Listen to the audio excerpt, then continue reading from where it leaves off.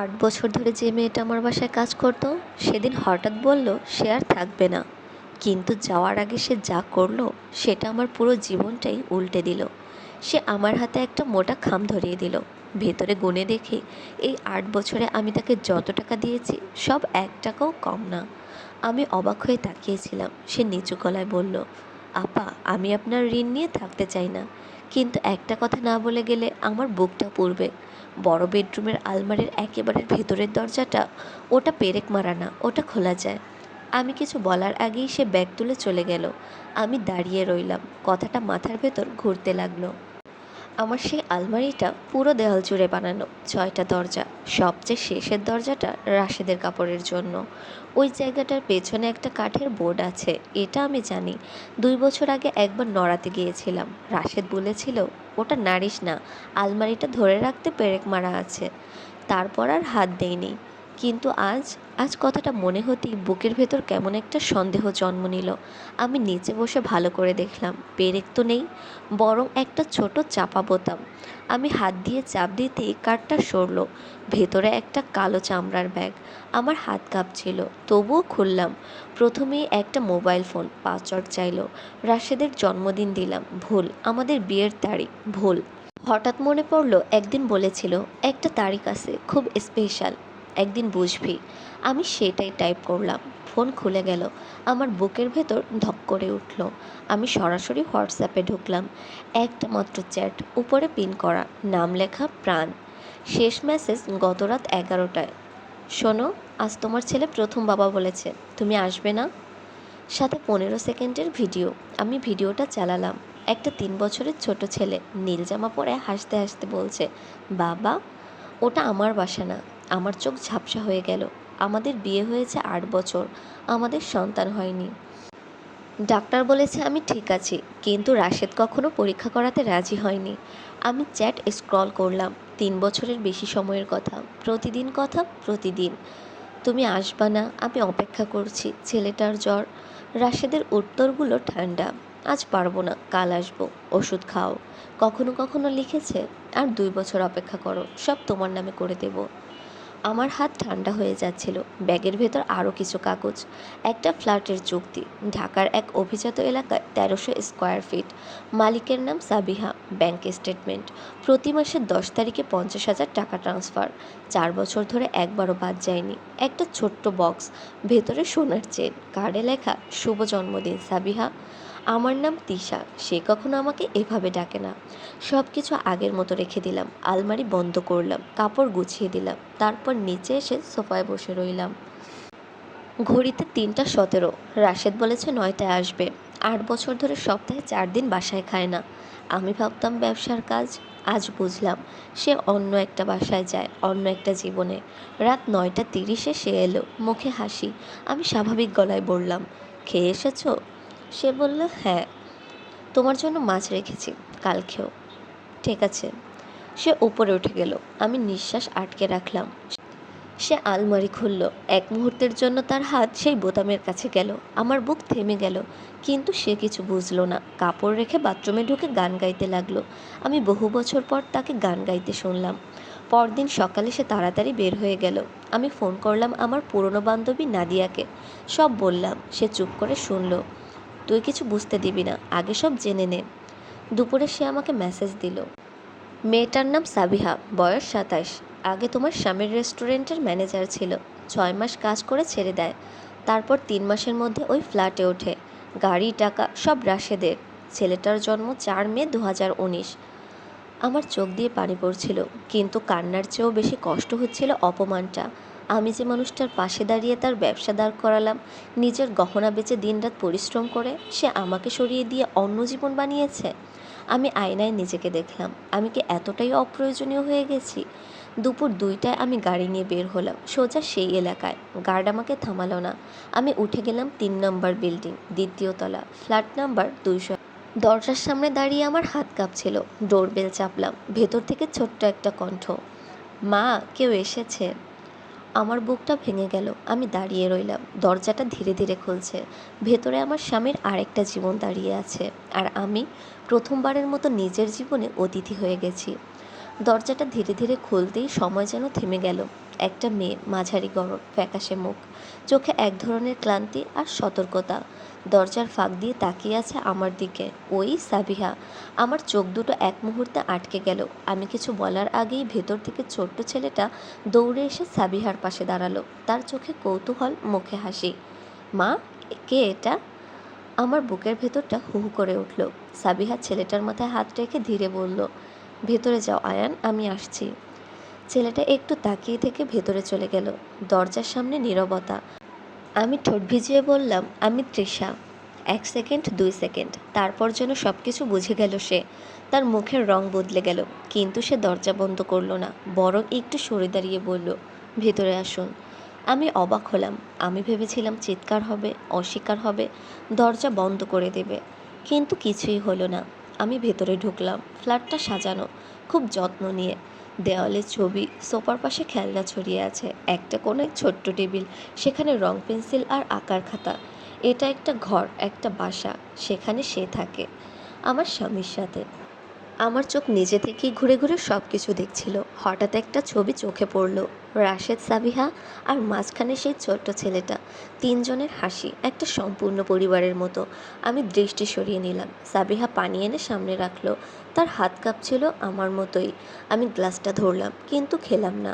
কিছুক্ষণ চুপ থেকে আমি বললাম, কতদিন? সে মাথা নিচু করে বলল, 4 বছর। আমার বুকের ভেতরটা যেন কেউ মুঠো করে চেপে ধরল। তুমি জানো সে বিবাহিত? সে একটু থেমে মাথা নেড়ে বলল, হ্যাঁ, প্রথম থেকেই জানতাম। আমি হেসে ফেললাম, একটা ফাঁকা, তিক্ত হাসি। তাহলে? সে একবার আমার চোখের দিকে তাকালো। তার চোখে ভয় ছিল, কিন্তু তার চেয়েও বেশি ছিল একটা অদ্ভুত দৃঢ়তা। আমি প্রথমে জানতাম না আমি প্রেগনেন্ট হব। যখন জানলাম, সে বলেছিল সব ঠিক করে দেবে, আপনাকে ছেড়ে দেবে, আমাকে বিয়ে করবে। আমার শ্বাস ভারী হয়ে উঠছিল, কিন্তু করেনি। সে ধীরে মাথা নাড়ল। প্রথমে বলল সময় লাগবে, তারপর বলল ব্যবসা ঠিক করতে হবে, তারপর বলল আপনি অসুস্থ, আপনাকে একা রাখা যাবে না। আমার মাথা ঘুরে উঠল। আমি ফিসফিস করে বললাম, আমি অসুস্থ? সাবিহা চোখ নামিয়ে ফেলল। সে তাই বলেছে। আমি আর ধরে রাখতে পারলাম না। আমার হাসি আর কান্না একসাথে বেরিয়ে এলো। সে আমাকে কখনো ডাক্তার দেখাতে নিয়ে যায়নি, কখনো নিজে টেস্ট করায়নি। আর বাইরে বলে আমি অসুস্থ। ঘরের বাতাস ভারী হয়ে উঠল। ভেতর থেকে আয়ানের হাসির শব্দ আসছিল। ও কিছুই জানে না। আমি ধীরে বললাম, ছেলেটার নাম আয়ান? সাবিহা মাথা নাড়ল। সে কি জানে তার বাবাকে? সাবিহা এবার কিছু বলল না।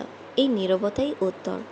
আমি উঠে দাঁড়ালাম। আমার মনে হচ্ছিল আমি আর এক মুহূর্তেও এখানে থাকলে ভেঙে পড়ব।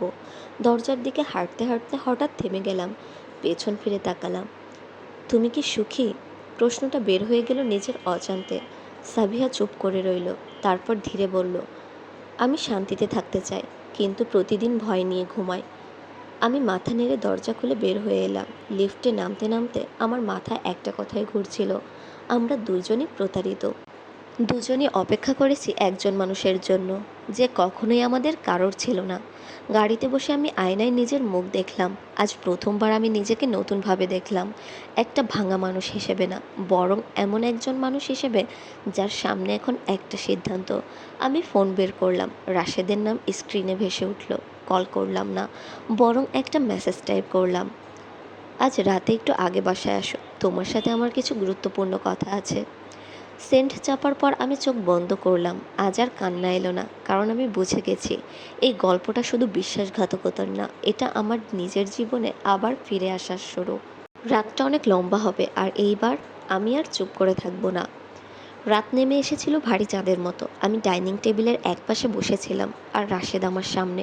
কিন্তু আজ টেবিলটা আর সাধারণ টেবিল না, এটা যেন আমার জীবনের হিসাব খোলার জায়গা। সে একটা কথাও বলছিল না। আমি অনেকক্ষণ চুপ থেকে শেষমেশ বললাম, আমি সাবিহার বাসায় গিয়েছিলাম। রাশেদের মুখ থমকে গেল। তারপর আমি একে একে বললাম, আলমারির ভেতরের বোতাম, কালো ব্যাগ, ফোন, চ্যাট, ফ্ল্যাট, টাকা, ছেলে, সব।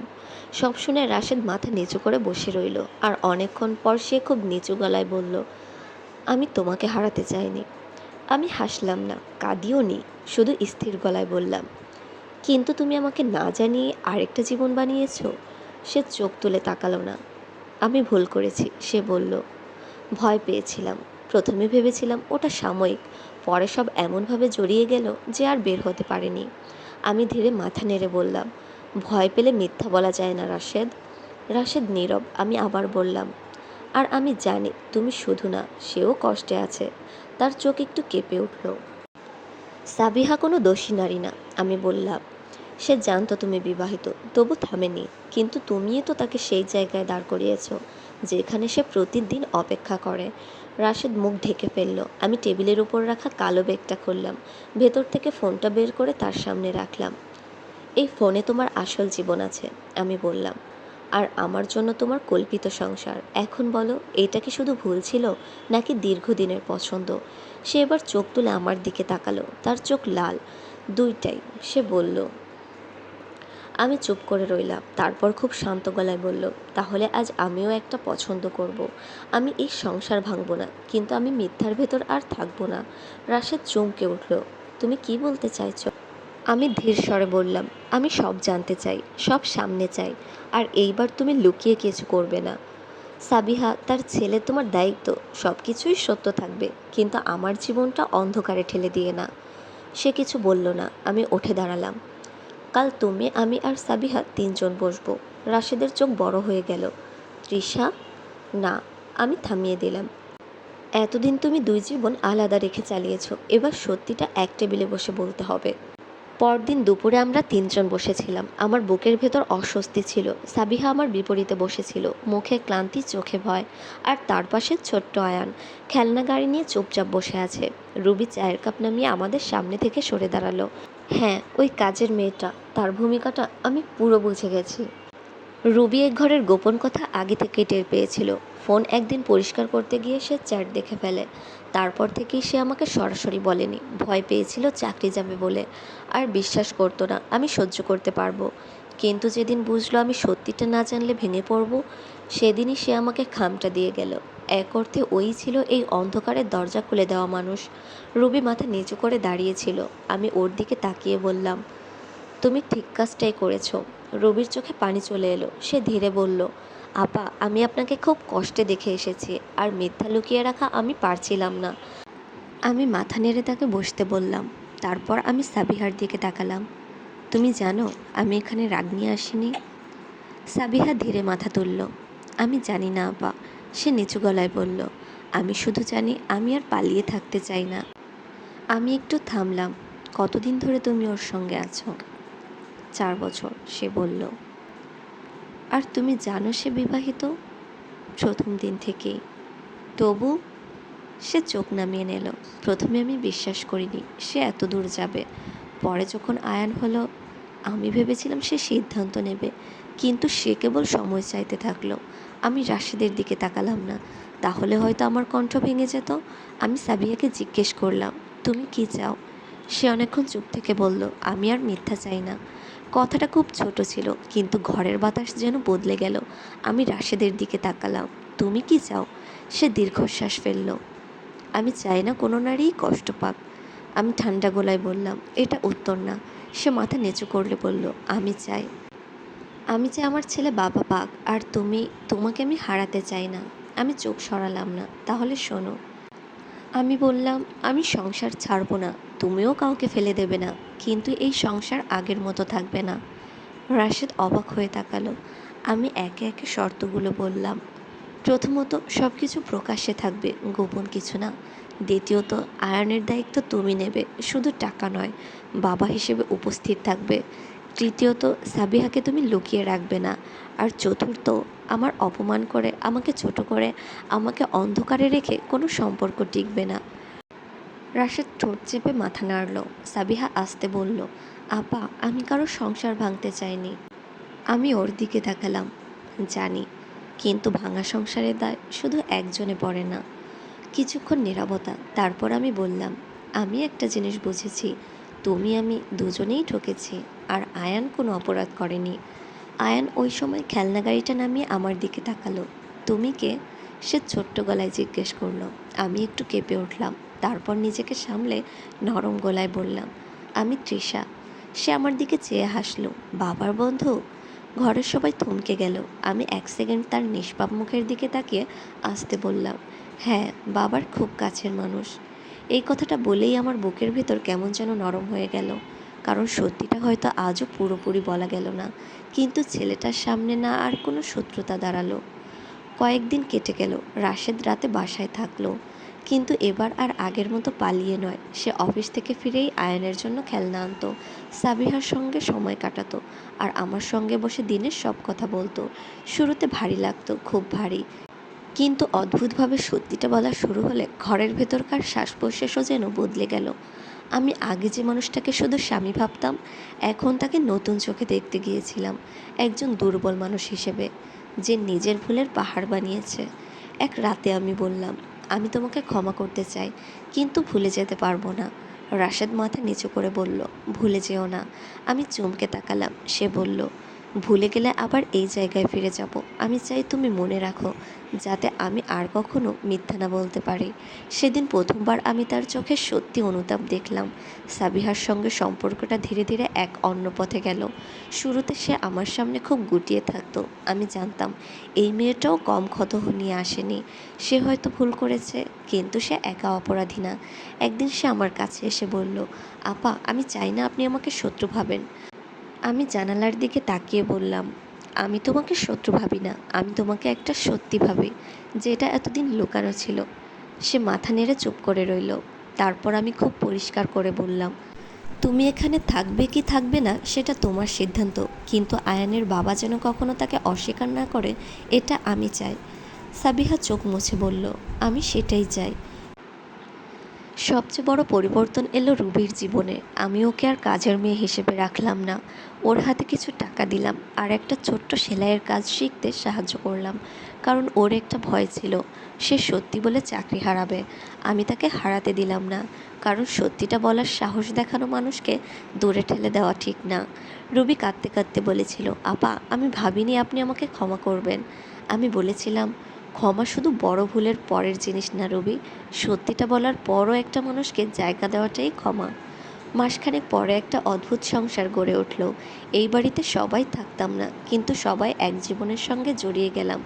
রাশেদ এবার আর কারো সামনে লুকাতো না। সাবিহা আর আয়ানের জন্য নিয়মিত সময় দিত, আমার সঙ্গেও কথা বলতো খোলাখুলি। আমি জানতাম এটা সাধারণ সংসার না, কিন্তু এটা মিথ্যার সংসারও না। আর সবচেয়ে বড় কথা, আমি আর বাদ পড়া মানুষ হয়ে থাকলাম না। একদিন সন্ধ্যায় আয়ান আমার পাশে এসে বসে বলল, তুমি কি আমাদের বাসায় আসবে? আমি একটু থামলাম, তারপর তার মাথায় হাত রেখে বললাম, কখনো কখনো আসবো। সে হাসলো, ভালো। এই ছোট্ট কথাটাতেই আমার বুকটা ভরে গেল। কারণ কোনো কোনো সংসার ভেঙে জোড়া দিয়ে চলে না, সেগুলোকে সত্যির উপর দাঁড় করাতে হয়। শেষ দৃশ্যে আমি বারান্দায় দাঁড়িয়েছিলাম। রাতের বাতাস হালকা বইছে, ভেতরে আয়ানের হাসি, সাবিহার হাঁটাচলা, রুবির কাজের শব্দ আর রাশেদের কণ্ঠ শোনা যাচ্ছে। আমি জানতাম এই পরিবার এখনও নিখুঁত না, কিন্তু এটার মিথ্যার পরিবার না। রাশেদ আমার পাশে এসে দাঁড়ালো। তুমি কি এখনও আমাকে ঘৃণা করো? সে জিজ্ঞেস করলো। আমি দূরের আকাশের দিকে তাকিয়ে বললাম, ঘৃণা করলে আমি এখানে থাকতাম না। সে চুপ করে রইল। আমি তারপর ধীরে বললাম, তবে শর্ত আছে। আর কোনো লুকানো জীবন না, কোনো মিথ্যা না। যদি সংসার রাখতে চাও, সত্যি দিয়েই রাখতে হবে। রাশেদ মাথা নেড়ে বলল, আমি পারবো। আমি তখন প্রথমবারের মতো সত্যিই শান্তি পেলাম, কারণ আমি বুঝে গিয়েছিলাম কখনো কখনো সব হারিয়ে ফেলাও শেষ না। কখনো কখনো সম্পর্ক বাঁচে শুধু তখনই, যখন মানুষ নিজের ভুলের মুখোমুখি দাঁড়াতে শেখে। আর সেই রাতেই আমার জীবনের নতুন অধ্যায় শুরু হলো। ভাঙা ছিল, কিন্তু শেষ হয়ে যায়নি, বেঁচে ছিল। কারণ এবার সবাই সত্যি নিয়ে বাঁচতে শিখেছিল।